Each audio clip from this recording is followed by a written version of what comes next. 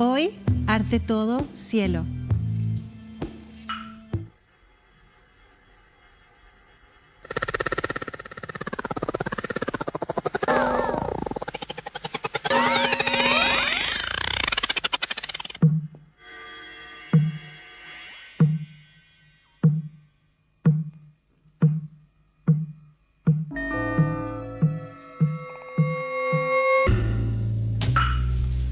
Para el budismo, la claridad pura del cielo es, en términos metafóricos, una ilustración de la mente iluminada de Buda.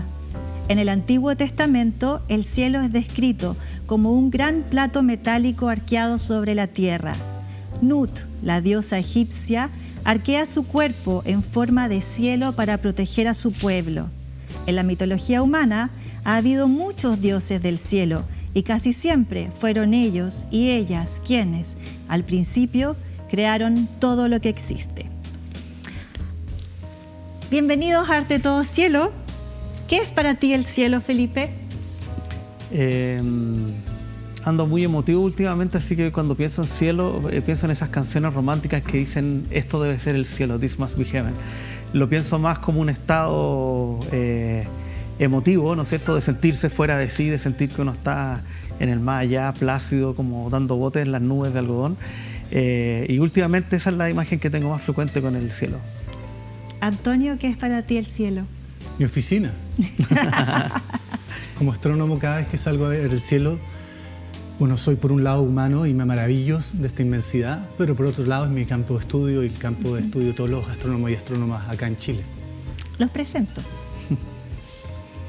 Estamos hoy con Felipe Kassen, que es escritor, músico, profesor titular del Instituto de Estudios Avanzados de la USACH, es miembro fundador de la Oficina de la Nada y junto a Carolina Arévalo cura actualmente el encuentro de arte, ciencia y cultura digital Conexiones Ubicuas.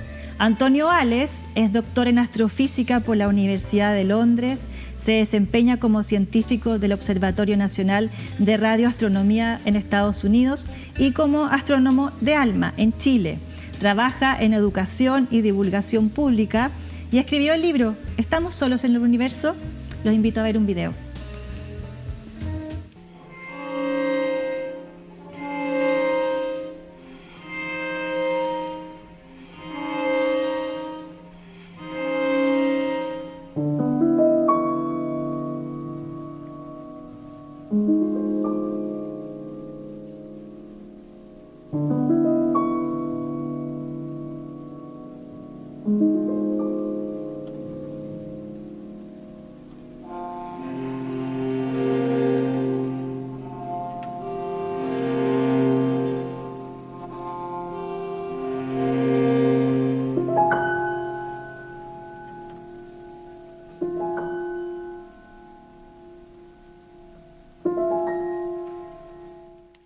Acabamos de ver parte del estudio sobre las nubes de John Constable, un pintor inglés del romanticismo. Su género era el paisaje, donde no buscaba el realismo, sino la capacidad que tienen las cosas para evocar ideas o emociones. Entre 1821 y 1822 se dedicó a estudiar las nubes.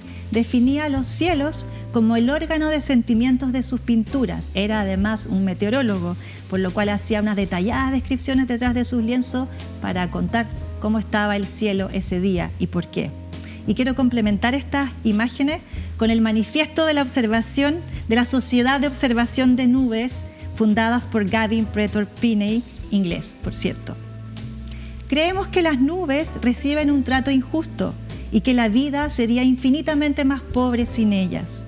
Pensamos que las nubes son la poesía de la naturaleza y el más igualitario de sus despliegues, ya que todo el mundo cuenta con una estupenda vista de ellas. Creemos que las nubes son para soñadores y que su contemplación beneficia al alma. De hecho, los que piensen en las formas de ellas se ahorrarán pagarle al psicoanalista.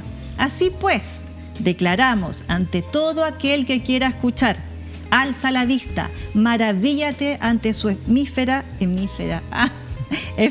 belleza y vive la vida con la cabeza en las nubes. ¿Están de acuerdo con este manifiesto? Antonio, ¿qué te parece? Es una maravilla, la verdad. tanto por la parte de evocar emociones, ¿cierto? Y básicamente las nubes son vida. Sin nubes no hay lluvia, sin lluvia no hay agua, sin agua no hay vida. ¿Te gustó este manifiesto de la Sociedad de Observadores de Nubes? Tú que tienes la oficina de la ANAC, ¿te podrían tener una sucursal o un intercambio con la Sociedad de Observadores de las Nubes? Sí, de hecho, bueno, me gusta mucho el manifiesto y las imágenes de Constable porque aluden a un aspecto que nos interesa mucho en la oficina de la ANAC, que es la idea del desconocimiento. Y a mí me interesa mucho las nubes, que quizás es como el tipo de figura más abstracta a las que estamos habitualmente acostumbrados. Y siempre tratamos de buscarle figuras. Es un juego muy, muy tradicional, ¿no es cierto? Ver, así como con las constelaciones, también está esta resistencia a lo abstracto y que uno trata de encontrar la figura a como dé lugar. Y tiene bastante que ver porque la primera invitada que tuvimos en la oficina de la NAA fue Victoria Silot, que escribió un libro que se llama Imágenes Negativas, y en ese libro es un libro sobre las nubes y habla precisamente de la idea de la nube como un espacio de conocimiento a través del desconocimiento.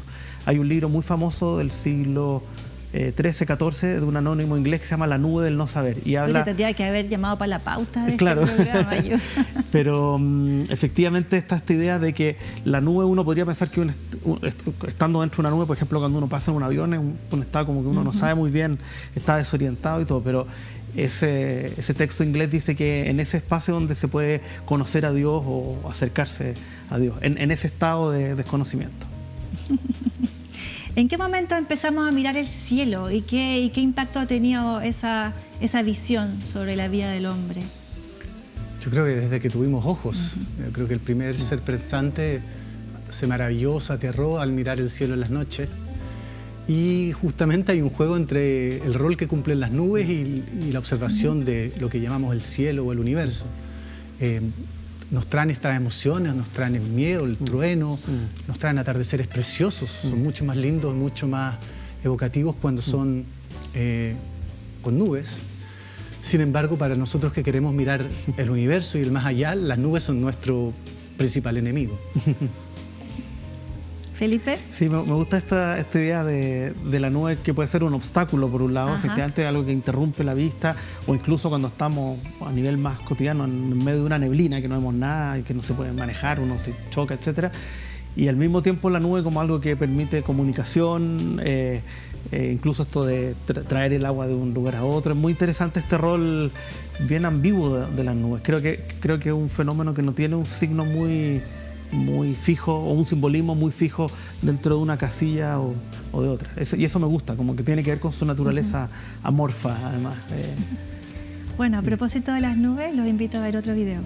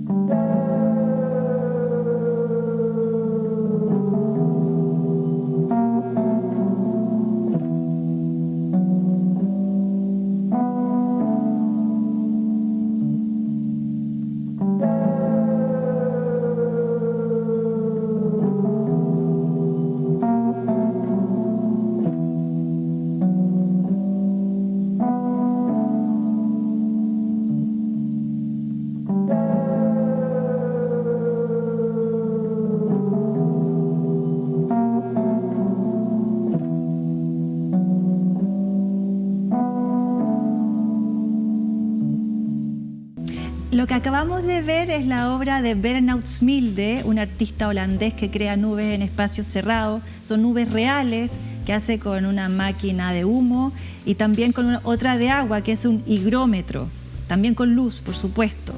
Duran solo unos instantes, pero crea una imagen universal y atemporal que luego fotografía. La historia y nuestras religiones están llenos de significados para las nubes. Ellas forman parte de un intercambio continuo entre lo etéreo y lo terrenal y se mueven entre la informidad y la forma, como decía Felipe. Esta es una obra que es bien especial porque este efecto o esta operación de traer las nubes a lugares o a espacios terrenales, cerrados, crea como una sensación bastante sorprendente, como básica, mágica y maravillosa. ¿Qué piensan y qué sienten ustedes con esta obra de Smilde?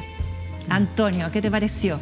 Bueno, efectivamente hay una ambivalencia muy fuerte en esto que dices tú, de poner las nubes, que están asociadas generalmente a algo onírico o algo al mundo de las ideas, ¿cierto? Por algo se dice estar en las nubes, a algo tan terrenal. Como pieza de arte, yo creo que es una verdadera joya, porque realmente esta sí que es una obra única, irrepetible, porque dura, como tú dices bien tú, dura un par de segundos. Entiendo que él pasa a veces días tratando de buscar la nube perfecta. Y efectivamente las nubes están asociadas a nuestras emociones y nos traen a lo humano.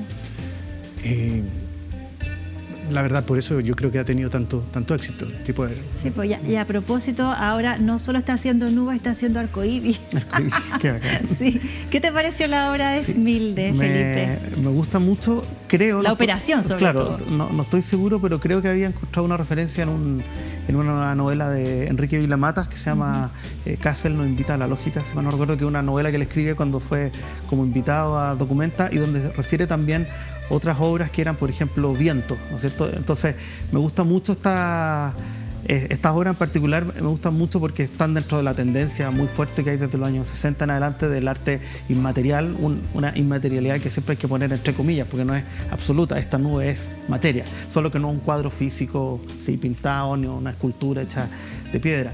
Y me gusta mucho porque en general me interesa mucho toda esta tendencia en el arte visual que trata de expresar a través de otro sentido, en el fondo, porque acá también hay no solo la vista, sino también el tacto, o incluso, no sé, la percepción de humedad que puede haber en la sala. Entonces le da un carácter muy literalmente inasible, ¿no es cierto?, a esta obra. Son obras que no se pueden robar, por ejemplo, que están ahí y son efímeras, por supuesto. Para que sigamos, vamos a ver otro video.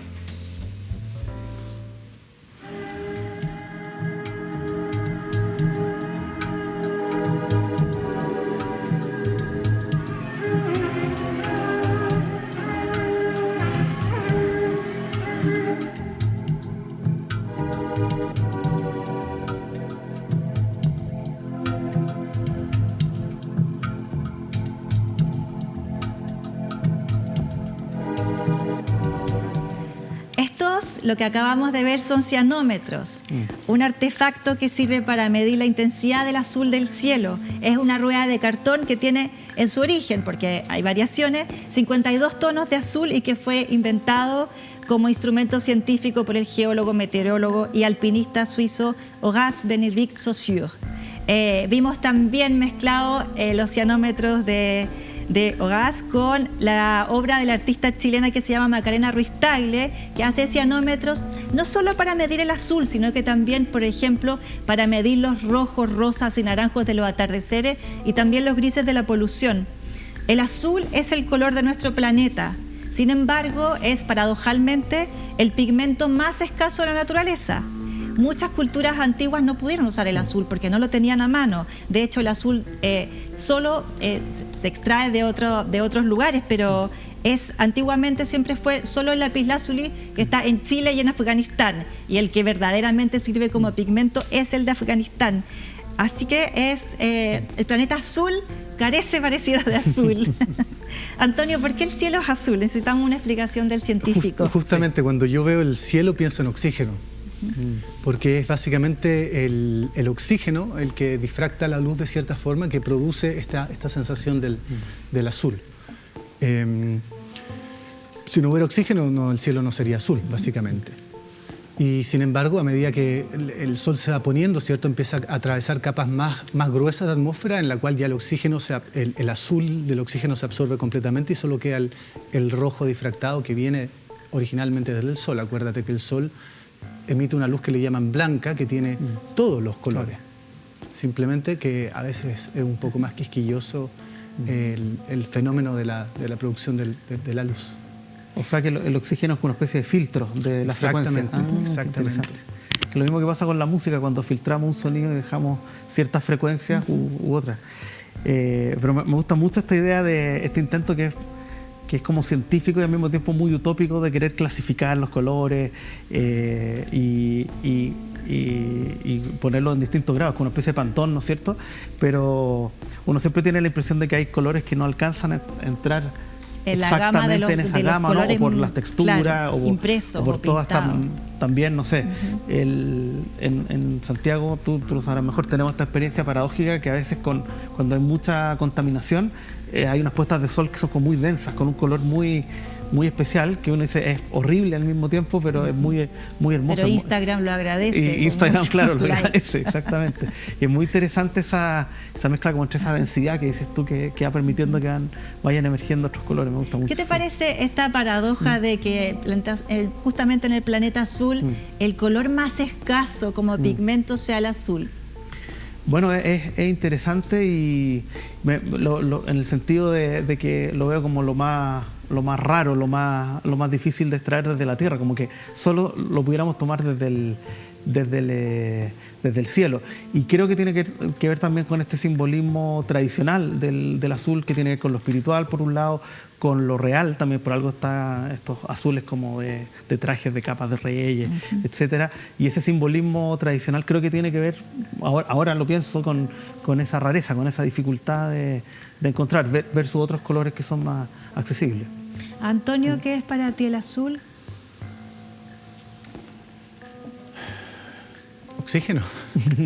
Oxígeno con hidrógeno, agua, ¿cierto? Claro. En el fondo, vida. ¿El color cómo lo sientes? ¿Es un color que te gusta? Es un color que es como inmersivo, ¿cierto? Dan ganas de tirarse adentro, Sí. como tirarse al mar o volar en el cielo. Produce muchas emociones. Así que no es sorprendente que esté repetido tantas veces en el ¿Tu arte. experiencia como astrónomo tiene que ver con ese color? Digo, en el origen, en tu infancia, por ejemplo.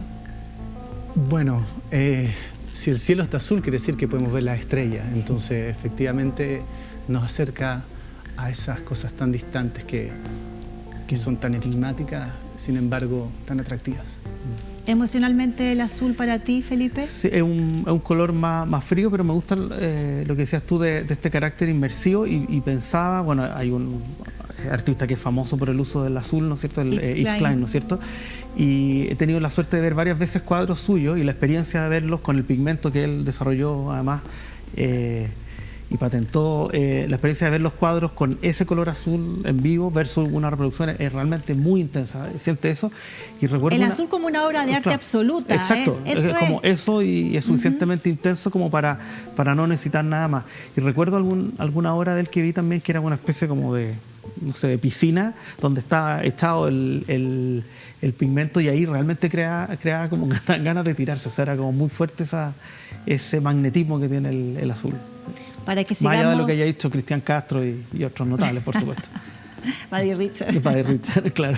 Para que sigamos hablando del cielo. Veamos otro video.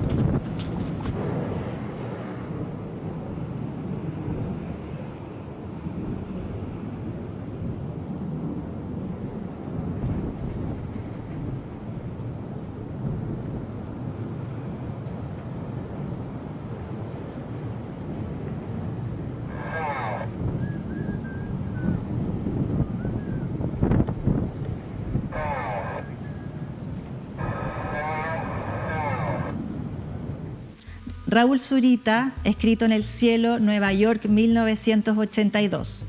El 2 de junio, 5 aviones surcaron por encima de los edificios de Queens en Nueva York y escribieron con humo blanco como nubes 15 frases de 7 kilómetros de largo. 15 frases que componen el poema La vida nueva de Raúl Zurita. Y como estamos con un poeta, le voy a pedir que lea el texto que Raúl Zurita puso en el aire. Bueno, yo no tengo voz de poeta como Raúl, pero haré mi mejor esfuerzo. Mi Dios es nieve, mi Dios es no, mi Dios es desengaño, mi Dios es carroña, mi Dios es paraíso, mi Dios es pampa, mi Dios es chicano, mi Dios es cáncer, mi Dios es vacío, mi Dios es herida, mi Dios es gueto, mi Dios es dolor, mi Dios es mi amor de Dios. Muchas gracias, poeta. ¿Qué te parece esta obra, Felipe? ¿Y qué te parece también la operación que hace Zurita de escribir el poema en el cielo? Sí, bueno, esto es una obra paradigmática de Zurita, no solo por el texto únicamente, que además, bueno, él después aparece precisamente en el libro La vida nueva y aparecen las reproducciones de esta escritura en el cielo en ese libro, sino además por el soporte. Eso es obviamente lo que más nos llama la atención. Y me gusta mucho por un aspecto muy específico, que tiene que ver con el lenguaje. El lenguaje oral es por definición efímero, a menos que obviamente lo grabemos y lo registremos, después lo podamos procesar. Y la escritura es precisamente el intento por fijar el lenguaje y hacer que dure a lo largo del tiempo. Por eso podemos hablar de la memoria oral, que existe, pero la memoria a través de los documentos, ¿no es cierto? Y este gesto de hacer unas frases tan rotundas, tan potentes, con una escritura que dura apenas unos segundos, es bien conmovedor, yo creo, en ese efecto. Y es interesante, ya que estamos hablando de cielo y suelo, como diría Mecano, que también Raúl tiene escritura en el desierto, ¿no es cierto? Que uno pensaría que justo lo opuesto, una escritura que, y esta es la paradoja inversa, solo se puede ver desde el aire, ¿no es cierto? Pero aunque uno pensaría que la escritura en el desierto es como eterna, ¿no es cierto? También esa obra ha necesitado ser mantenida, ¿no es cierto? Porque también la arena y el viento van causando erosión. Entonces es muy interesante este efecto de escribir en materiales que no sean el papel, por ejemplo, o un documento electrónico. O proyectar texto, bueno, que en los también, acantilados también. Exactamente. Y a ti, Antonio, ¿qué te parece esta obra, esto que hace Zurita en el cielo? En tu cielo. La verdad es que me confunde, porque veníamos hablando, ¿cierto? Y veníamos viendo el cielo en una tela, o las nubes en una tela, y ahora hicimos del cielo la tela. Claro, ahora ya no es espacio de observación, sino que que es el soporte, el cielo como soporte. Y además el contenido que tiene, o sea, tiene un contenido que es bastante interesante, que lo proyecta en Nueva York y justamente sobre Queens, que es un lugar más bien que ha sido históricamente segregado, un poco bueno, y lo hace en español también, porque él está hablando español, a latinos y a chicanos. Exacto. Sí, y es interesante además, hay otra cosa, que este procedimiento de la escritura mediante aviones está asociado a frases publicitarias o alguien que, no sé, contrata un avión para pedir matrimonio a alguien, qué sé yo, y es muy interesante darle un giro, así como cuando se ocupan, no sé, vallas publicitarias o proyectar sobre edificios, etcétera, darle un giro a esas formas de escritura más asociadas a la publicidad, por ejemplo, y ocuparlos para un fin distinto. Eso también es muy notable. Quería hacerte una pregunta, Antonio. Los astrónomos, por ser hombres y mujeres que están en permanente observación del cielo, de la inmensidad y de nuestra historia, ¿tienen un componente espiritual o gatilla en ellos y en ellas un componente espiritual? La verdad es que hay de todo. Y eso ya tiene que ver más con el bagaje o la historia personal de cada una de las personas. Existen, por supuesto, los astrónomos y astrónomas que han sido ya satirizados en programas de televisión como Big Bang Theory, que son totalmente agnósticos y las emociones no, y la ciencia es todo, pero también hay muchos que se han acercado a la parte espiritual y a buscar justamente ese espacio que la ciencia no explica, como las cosas que hizo Francisco Varela, ¿cierto?, con el Dalai Lama, y que sin duda hay muchas cosas por descubrir. ¿Y tú? Yo tengo un poco de las dos, un poco de las dos. La verdad es que por mi lado materno, mi raíz brasilera, también muy religiosa, tiene muchas religiones, tiene mucha cosa con la naturaleza. También mi abuela paterna estaba muy asociada a estudios del yo interior, ¿cierto?, siguiendo las líneas de Gurdjieff y Uspensky. Y justamente una de las cosas que me atrajo a acercarme a la ciencia es justamente tratar de entender el lenguaje científico y tratar de delinear qué es lo que la ciencia sí explica y qué es lo que no explica. Porque justamente el que no explica es la parte más interesante. Maravilloso. Vamos a comerciales y volvemos.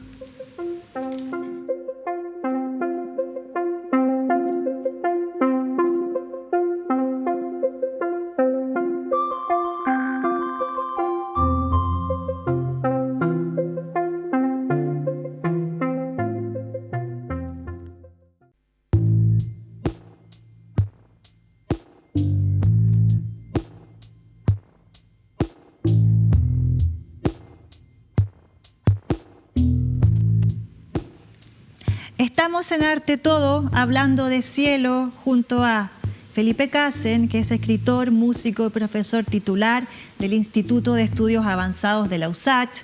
Es también miembro fundador de la Oficina de la Nada y junto a Carolina Arévalo cura actualmente el encuentro de arte, ciencia y cultura digital Conexiones Ubicuas. Estamos también con Antonio Ales, que es doctor en astrofísica por la Universidad de Londres. Se desempeña como científico del Observatorio Nacional de Radioastronomía en Estados Unidos y como astrónomo de ALMA en Chile. Trabaja en educación y divulgación pública y escribió el libro ¿Estamos solos en el universo? Para seguir conversando vamos a escuchar los siguientes sonidos.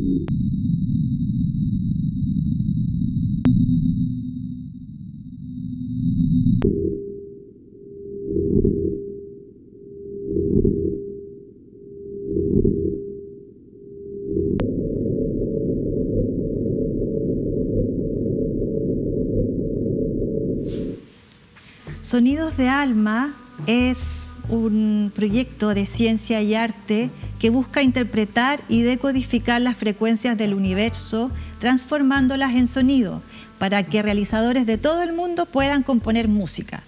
Antonio, este proyecto es increíble y tú fuiste uno de los creadores, así que cuéntanos en qué consistió y qué implicó captar estos sonidos o transformar en sonidos la música del universo, no sé cómo decirlo. Bueno, el proyecto nace porque se iba a hacer una edición del Festival Sonar acá en Chile, que es un festival que junta música, innovación, tecnología, y queríamos montar algo que fuera bien chileno. Entonces a los organizadores se les ocurrió que podíamos hacer algo con Alma y vinieron a tocarnos la puerta ver qué podíamos hacer. Y en una primera conversación nos dimos cuenta que estábamos bastante lejos los dos mundos, que incluso no hablábamos el mismo lenguaje. Entonces yo me fui para la casa con una tarea bastante grande. Me dije, pero ¿cómo podemos juntar las dos cosas? Y ahí sale esta idea de agarrar los espectros de luz que capta Alma, que corresponden a emisiones. ¿Frecuencias? Claro, cuando hay emisiones a ciertas frecuencias que corresponden a ciertas moléculas. Así los astrónomos y astrónomas podemos hacer astroquímica y saber de qué están hechos los astros. Y entender, por ejemplo, si se puede formar agua o vida en ciertos lugares. Y la música también tiene notas, ¿cierto?, que corresponden a frecuencias muy específicas. Entonces lo que hicimos con mi colega Ricardo Finger, que trabaja en la Universidad de China en el laboratorio de radioastronomía, pero que también es músico, estuvo en el conservatorio, lo que hicimos fue agarrar los espectros de ALMA y transponerlos a frecuencias audibles y tocarlos con sintetizadores, que es lo que se escucha ahí. Pero, son sonidos que son como cortitos, como unos crujidos ¿no? Cuando revisé las pistas, son como pequeños sonidos. Claro, es que en el fondo nosotros lo que generamos son acordes. Y ahí después los acordes se tocan. Perfecto. Entonces podríamos tocar durante una hora. Son como unas notas casi. Claro. Y la idea era justamente ser lo más científico posible en esto, que era agarrar el espectro con la misma forma, las mismas frecuencias relativas, las amplitudes relativas y tocarlo a frecuencias audibles en pequeños snippets, si quieres, que se los íbamos a entregar a la comunidad de músicos electrónicos de todo el mundo para que componieran, porque a ellos tú les puedes pasar una piedra y te devuelven un diamante. Te quería, porque es como un proyecto que sigue activo, o sea, uno todavía podría descargar estos sonidos y componer sobre ellos, ¿o no? Absolutamente. De hecho, el guitarrista de Sonic Youth nos contactó este año, que está haciendo unas cosas y estamos esperando que pueda venir en noviembre y mostrar el observatorio. Y también, por supuesto, siempre está ALMA sigue colectando cada vez más datos. Esto lo hicimos con datos del 2011, de la nebulosa de Orión, que es una de las nubes moleculares, hablando de nubes, ¿cierto? Nubes moleculares más cercanas a la Tierra, pero ya tenemos observaciones de muchas otras cosas que podríamos volver a sintetizar. Entonces, este proyecto, como tú dices, sigue vivo y sigue transformándose. Felipe, tú también eres artista sonoro. ¿Qué significa para ti este proyecto? Yo conocí el proyecto, me parece fascinante en varios aspectos. Por un lado, me gusta mucho la lógica del trabajo de poner a disposición esto para que la comunidad musical lo utilice. Como bien decías tú, a través del sampling efectivamente se pueden tomar sonidos de cualquier tipo y se pueden organizar en una estructura que sea más cercana quizá a una estructura musical, se pueden afinar con notas, etcétera, o se puede poner de una manera un poco más abstracta como se está mostrando acá. Entonces es como regalar instrumentos, regalar sonidos, y eso ya me gustaba mucho. Y dos cosas más que me gustaría decir. Una, por un lado, me encanta esta idea de asumir que hay que hacer una traducción, al fondo, que no se puso un micrófono en el espacio. Yo creo que eso, me imagino que lo habrás tenido que explicar muchas veces. No, pero no se entiende. Claro, pues no se entiende tan directamente. Y ahí es donde aparece el aspecto profundamente humano y subjetivo de todo esto, porque ustedes tomaron opciones muy específicas y dentro de una cierta estética para crear un lenguaje, pero podría haber venido otro científico, otro músico y haberlo traducido de otra manera o haber tomado otros criterios para esta traducción. Entonces, me gusta mucho, y eso es algo que estamos viendo en el encuentro de arte, ciencia y cultura que vamos a hacer a fines de junio. Aprovecho para pasar el aviso, puede ser en el Observatorio de Cerro Calán. Y el primer día, de hecho, lo vamos a dedicar a esta idea se llama Mensajes Interestelares, y está dedicado a pensar en los mensajes que podemos leer del cielo, del universo, o los que podemos enviar. Esta idea como de ida y vuelta, de una comunicación que por un lado existe, pero también tiene esta dimensión un poco utópica que me gusta mucho. Así que, no sé, un proyecto que me gusta mucho y me encanta ahora poder conocer más en detalle. Y porque también tiene que ver, eso es lo otro que quería decir, con una tradición muy antigua que viene ya desde Pitágoras, de la idea de que el universo suena, ¿no es cierto? Se habla de la música, de las esferas, porque de momento que los planetas están girando, ¿no es cierto?, van produciendo una vibración, y esa vibración equivale a una frecuencia, y ahí podríamos tener un sonido, solo que es inaudible. Primero porque no hay aire en el que pueda vibrar, o no están esas condiciones en que pueda vibrar, y además, si pudieran traducirse, serían frecuencias demasiado graves e inaudibles. Pero está esta idea que el universo suena, y esa es una tradición muy larga desde Pitágoras hasta ahora que me encanta que se actualice con proyectos como este. Continuemos con el cielo, entonces. Buenísimo.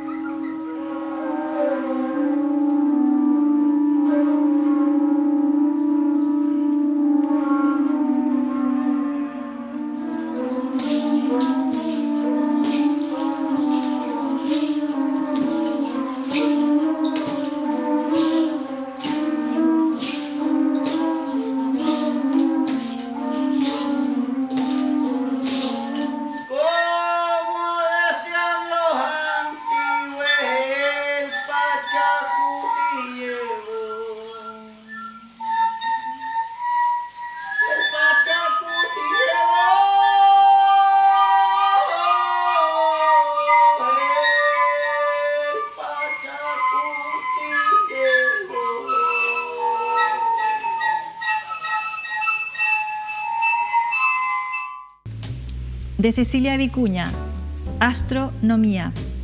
No vemos la luz, vemos con la luz. El ojo ve el tiempo, no la estrella, la luz del momento. A partir de una residencia que Cecilia Vicuña hizo en el Observatorio La Silla, decide hacer una minga, es decir, un trabajo colaborativo entre muchas personas con un fin, esta vez entre artistas, científicos y pensadores, para reflexionar acerca del derecho a la noche, a la oscuridad del cielo, sus implicancias para la astronomía y más. ¿Qué entienden ustedes por este derecho a la noche? Tú, Antonio. Es que estoy helado con el concepto. Nunca había escuchado a alguien que hablara del derecho a la noche. Sin embargo, es algo que estamos abogando nosotros, los astrónomos y astrónomas de todo el mundo, primero por la contaminación lumínica, que es un tema que se ha llevado ya hasta la UNESCO, que queremos declarar los cielos de Chile como patrimonio de la humanidad. Y ahora con todo este terrorismo astronómico que se está haciendo con las constelaciones de satélites que se están lanzando. No sé si las han visto en vivo, la verdad, sí. Es súper espectacular, ¿cierto? Parecen como varias estrellas fugaces, una después de la otra, que a nosotros como humanos nos llama mucho la atención, pero a los astrónomos y astrónomas que construimos telescopios altamente sensibles para mirar lo más lejos del universo, es lo peor que nos pueden hacer. ¿Eso tiene regulación? Perdona la pregunta práctica. Lamentablemente no. O sea, hay una entidad en Suiza que regula el uso de las frecuencias.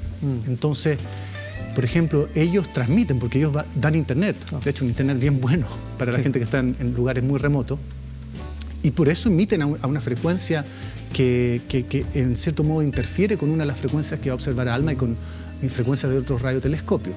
Y eso sí se puede regular en Suiza. Sin embargo, la luz reflejada, porque ellos pasan, cuando tú los ves, ellos no están brillando, sino que están reflejando la luz del sol, igual que un satélite que se ve al atardecer o al amanecer. Eso no tiene regulación, porque no están técnicamente emitiendo. Hay conversaciones, ya no es que Elon Musk tiró estas cuestiones a la mala. Por ejemplo, ahora las últimas generaciones lo están pintando de otro color para que brillen un poco menos. Sin embargo, van a ser un obstáculo para los grandes telescopios que estamos planeando en los próximos años. Felipe, ¿qué te parece esto del derecho a la noche? A mí me parece fundamental y como dices tú, interesante que se instale, ¿no es cierto? Porque claramente no es de los primeros derechos de los que estamos reconociendo. Estaba pensando especialmente, yo vivo en el barrio Las Tarras, una zona bien ruidosa donde la noche bien luminosa. Es ruidosa, bien luminosa, exacto. Están estas discusiones incluso entre vecinos de si debe haber más iluminación o menos, que eso es interesante, por ejemplo, por seguridad, asalto, claro, etcétera. Entonces, claro, a veces ponen unos focos muy grandes, pero que le dan a alguien en la ventana del dormitorio. Entonces, pero pensándolo en términos más amplios, me estaba acordando mucho ahora a propósito del derecho a la noche y al silencio también, de las noches de pandemia, que fueron muy, muy fuertes. Yo estoy a 2 cuadras de Plaza Dignidad y un día viernes estábamos con ahí la batalla campal a full, y poquitos días después estaba todo encerrado y era como ciudad gótica, así, era muy fuerte. Pero ahora me pasa que echo de menos esas noches muy terribles, porque eran muy angustiosas, pero de una paz así increíble, por el silencio y por esa oscuridad como profunda, ¿no es cierto? Y que claro, permite tener un espacio como de mayor introspección del que usualmente carecemos en la ciudad, especialmente en la vida de la ciudad. A propósito de eso, les quiero leer algo. La noche humana no es total oscuridad ni lo opuesto al día, sino otra forma de ver. De noche debemos caminar más lento, acentuar el oído y el tacto para recorrer la casa vuelta a bosque. Constanza Michelson, psicoanalista, dice esto y agrega: la noche tiene su propia inteligencia, no obstante, el día y sus razones no le han dado descanso. ¿Cuál será esta inteligencia que estamos perdiendo al hacer de la noche obstinadamente día? Felipe y Antonio. Yo creo que la lechuza, que ven como otra forma de inteligencia, ¿no es cierto? No sé si la diosa Atenea creo que estaba ligada la lechuza y precisamente a esta idea de poder ver o poder también razonar en la oscuridad. Y me parece interesante porque es un tipo de inteligencia más sutil, quizá más sensible. Siempre se habla mucho, ¿no es cierto?, del siglo de las luces, ¿no es cierto?, con la idea de la razón como luz, y a mí es una imagen que siempre me molesta mucho, pero claro, es interesante pensarlo en términos de oposición y de pensar como otra inteligencia, otras maneras de sentir, de pensar como una libertad distinta también, que también siempre va asociada a la noche. No sé, lo veo por ese lado. Antonio. Escuchando a Felipe y escuchando lo que nos leíste, me evocó un recuerdo de unas tribus indígenas que están en la Sierra Nevada, arriba en unas montañas muy altas en Colombia. Son los indios Cogis, que se dice que tienen conocimientos muy ancestrales. Y tengo entendido que a los elegidos los mantienen en la oscuridad hasta los 18 años. Viven en unas chozas que solo se despiertan de noche y viven todos esos 18 años de noche para que no sean afectados en su crecimiento y su conocimiento por lo que puede ser la luz y puedan expandirse gracias a la noche. Bueno, Antonio, a propósito del tema indígena, hay una visión que me parece que es súper alucinante, que es el pensamiento andino y cómo leen el cielo, que las constelaciones no son las uniones de puntos luminosos, sino que más bien es el vacío o la oscuridad que estos puntos luminosos dejan. En la cosmogonía andina, la yacana, que es la gran llama sagrada que da de mamar a su cría, es un dibujo que deja el vacío o el fondo de la luz. Cuéntanos de eso. ¿Saben algo ustedes de la yacana y de cómo la cosmogonía andina lee al revés?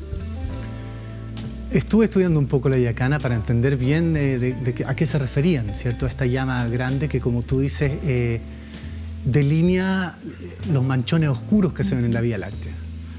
La mayoría de la gente se ve atraída por las estrellas, la luz, y no tanto por los manchones oscuros. Sin embargo, nosotros, en Alma principalmente, nos interesa muchísimo porque son nubes de gas y polvo de las cuales se van a formar las próximas estrellas y los próximos planetas.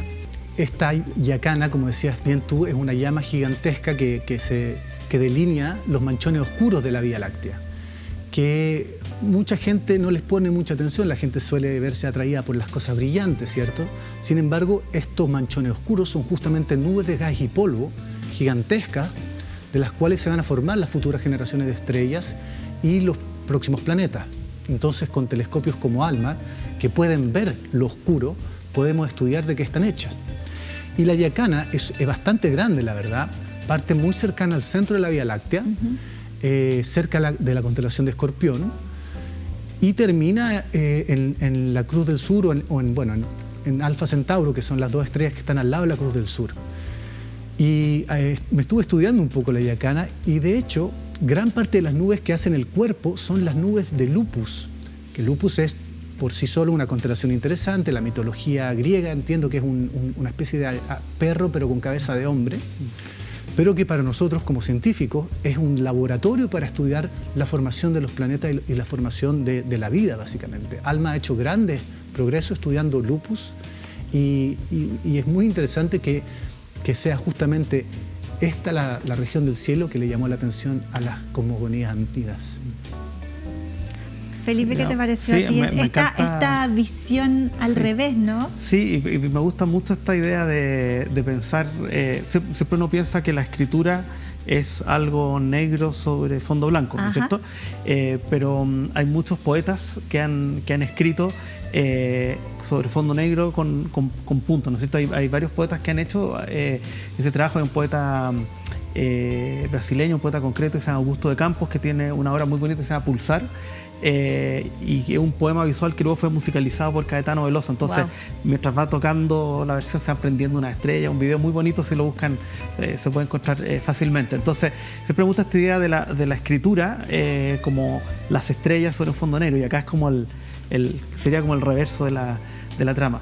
Pero me gusta también mucho escuchar como este tipo de conversación con Antonio, donde no hay una separación entre la astronomía y la astrología, por ejemplo, que pueden convivir. ¿No? Hay unas polémicas por Instagram en el último tiempo muy sabrosas al respecto, pero a mí siempre me ha parecido una división muy falsa o muy inútil, ¿no es cierto? Este conocimiento tradicional, ancestral, que es esta voluntad de querer leer el cielo, ¿no es cierto? Y encontrar forma con el conocimiento científico. Me parece que son conocimientos que obviamente nacieron juntos, que después lamentablemente se han separado y que es bueno volver a unir. ¿Cuáles son esas polémicas entre astronomía y astrología? Tere Paneque con... no me acuerdo en este momento mucho detalle, pero siempre se tiende a hacer esta como separación entre la... obviamente la astrología como ciencia tiene un estatus distinto al estatus científico, pero más allá de que pueden haber muchos charlatanes, bueno, también en la ciencia dura hay charlatanes, ¿no es cierto? Me parece una tontera separar estas dos formas de conocimiento. Y ahí pienso en un historiador del arte que es muy importante en el siglo XX, Avi Warburg, que él propuso una nueva forma de clasificar el conocimiento en las bibliotecas.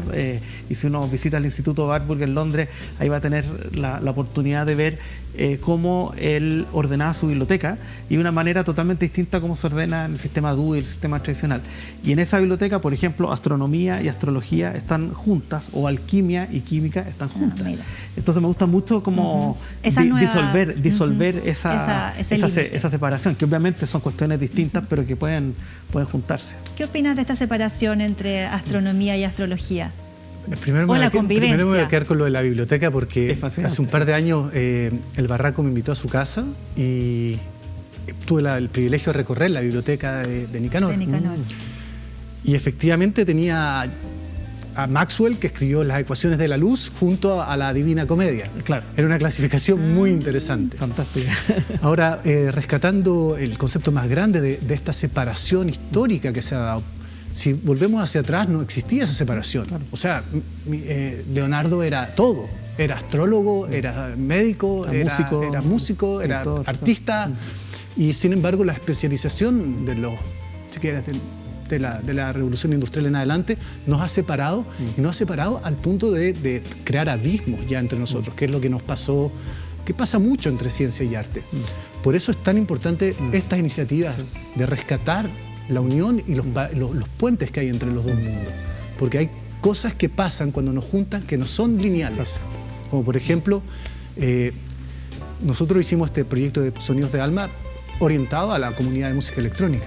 Sin embargo, una de las composiciones más preciosas que se hizo es la de Diego Errázuriz, pianista, que agarró los sonidos, los dejó dando vuelta atrás, y sobre él hizo un piano melancólico, evocativo de una tal noche de otoño, maravilloso, que a mí se me ponen los pelos de punta cada vez que hablo de él. Maravilloso. A propósito de lo no lineal, porque lo que viene es un cambio rotundo, bueno, ahí lo vemos.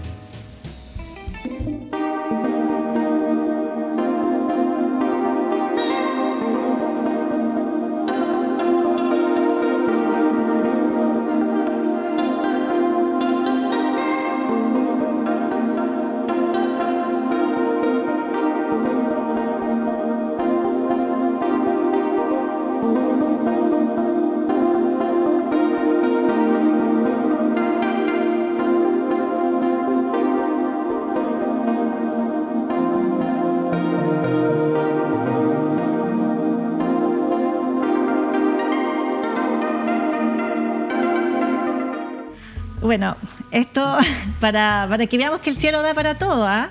Y que es para todos. Made in Heaven es una serie del artista norteamericano Jeff Koons y la artista y diputada italiana Cicciolina.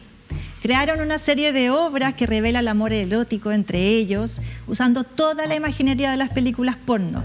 Ponen en cuestión la relación entre arte y pornografía, y sobre todo problematiza con respecto del buen gusto y el mal gusto en el arte, sobre todo en las artes elevadas. Y el gran mérito de Jeff Koons es que efectivamente corre ese límite. Y Jeff Koons es un... no sé, tiene cabida en cualquier espacio. ¿Les parece erótico? ¿Te parece erótico el cielo, Antonio? Mira, es muy interesante que en todo este programa no hemos hablado de el cielo como el cielo de la religión católica. Por ejemplo, el paraíso. Claro, que es el paraíso. Y es ahí donde yo veo entiendo esta obra de que el cielo o el como paraíso, el claro, exacto, es algo así, un lugar de solo bienestar, de solo éxtasis, si quieres, que no hemos hablado. Y lo contrapongo al concepto de infierno, claro, de la religión también cristiana, ¿cierto? Que es un lugar terrible. Sin embargo, Sartre hizo una obra de teatro en la cual hay 3 personas en una pieza cerrada y que se terminan odiando y no pueden salir y no pueden apagar la luz. Y el concepto de fondo es que el infierno son los otros. Exacto. Entonces es muy interesante esta contraparte de que el cielo son los otros. Una persona me puede dar el cielo, pero también me puede dar el infierno. ¿Le parece a usted erótico el cielo, Felipe Casen? No sé si el cielo, pero el de Jeff Koons y la Chicholina sí. Tuve la suerte de ver una exposición antológica, creo que fue el 2016 o por esos años, de Jeff Koons. Es muy interesante porque es un artista muy vilipendiado, es muy fácil de criticar porque hoy en día es un tipo que se dedica a vender obras carísimas, y es como un empresario, pero la trayectoria, especialmente de las primeras obras de Jeff Koons de los años 80, y hay obras que son maravillosas, una pelota de básquetbol flotando en el agua, por ejemplo, que es una obra muy linda, o estas donde ya se pone derechamente kitsch, etcétera, permiten una mirada mucho más compleja. Acá me gusta mucho el uso tan burdo, ¿no es cierto?, de su propia figura y de su propia mujer, en plan muy, muy exhibicionista, ¿no es cierto? Pero además, todos estos fondos, estas imágenes muy de como nubes de algodón, ¿no es cierto?, de unos colores pasteles, que remiten a toda esta presencia que veíamos al inicio también, Constable y de otros grandes pintores de nubes, pero también pienso en versiones más pop, los ángeles de Fiorucci, ¿no es cierto?, estos angelitos sobre nubes, que el propio Andy Warhol, que es como una especie de maestro de Jeff Koons, también está trabajando. Entonces me gusta mucho esta idea de ocupar el cielo también por su dimensión kitsch, por su dimensión pop, que la tiene, ¿no es cierto?, y que es muy fuerte y tiene que ver un poco con lo que decía al inicio de las canciones de amor, esta idea de estar en el cielo, ¿no es cierto?, o estar en las nubes, como hablábamos hace un rato. Me parece que la trabaja de una manera bien chistosa, bien irónica, y son obras muy pornográficas, son muy, muy gráficas en términos sexuales. Entonces también está ahí corriendo el cerco de una manera bien chistosa, por lo menos. A mí son obras que me dan risa, y por eso me gustan. Sé que hay gente que se las toma en serio y la encuentra que son malísimas, pero a mí me gustan mucho por eso. ¿Por qué crees, Antonio, que hacemos esta vinculación o esta asociación entre el cielo como un lugar de éxtasis, de lo erótico también? ¿Por qué pasa esto? Tal vez tiene que ver con la asociación a los sueños, ¿cierto? A las cosas oníricas, a las nubes, a estar en las nubes y bueno, los sueños eróticos están en todos lados, ¿cierto? Sí, yo creo que tiene que ver también con una idea muy de las tradiciones de las religiones monoteístas, al menos, ¿no es cierto?, de la culpa, ¿no es cierto?, que hay que trabajar la tierra y que todos los esfuerzos después se van a ver recompensados en otro lugar, ¿no es cierto?, y ese otro lugar es el cielo por excelencia. Que también, como tú mencionabas, la Divina Comedia, ahí la descripción del cielo y el paraíso que hace Dante es una maravilla, es como una especie de explosión de colores, de sinfonía, son imágenes como de una plenitud y armonía muy, muy fuerte. Gracias, Antonio, gracias, Felipe. Esto fue Arte Todo Cielo, y como estamos en deuda con el cielo, tú hablabas de la religión católica, vamos a cerrar con unas imágenes de cúpulas.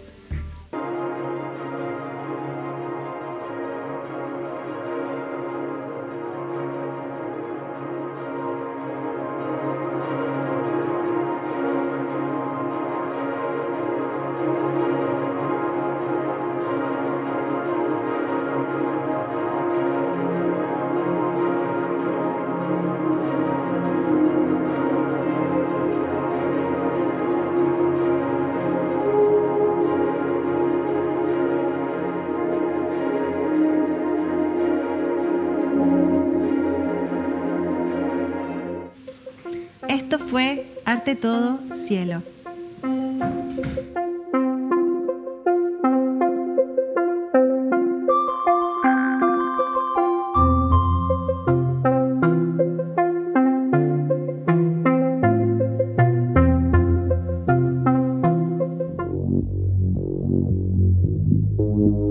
José, te veo mirando el cielo. Sí, ¿Qué estabas mirando en el cielo? el cielo, las nubes, que no son las mismas que cuando uno era niño. ¿Cómo son las nubes de ahora y cómo eran las de tu infancia? Bueno, las de ahora, si las ves, tienen forma de cúmulo y de algodón. Y las de antes no, ¿Cómo eran las de antes?